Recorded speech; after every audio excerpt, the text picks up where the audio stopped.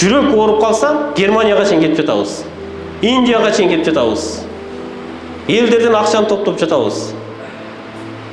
Пересетке кылып бир тууганыбыздын боорун, жүрөгүн алып кошуп жатабыз баарга.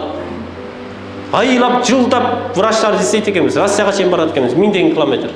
А бирок ички дүйнөнүн оорусу үчүн 5 минутта ойлонуп көрбөйт экенбиз да. Ал оору тамырлап жатат. Бүйрөгүң ооруса, жүрөгүң ооруса, бооруң ооруса, каратпай жүрө берсең ал рак болуп кетет. Ошол сыяктуу эле бул ички дүйнөнүн оорусу да ошентип бара жатат туугандарым. Аны качан сезебиз?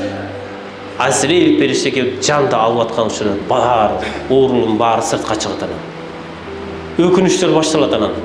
Кайгы капа башталат анан. Ары карайсың, бери карайсың, жардам бере турган кишиң жок. Ошон үчүн келиңиздер туугандар. Эки дүйнөнү салмактап карайлы. Кимиси биз үчүн жаралганбыз, кайсы дүйнө үчүн жаралдык?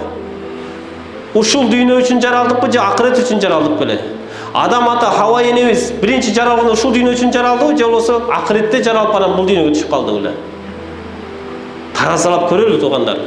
Жашоо кетип жатат, өмүр кетип жатат. Кайтпайт ал өмүрүбүз.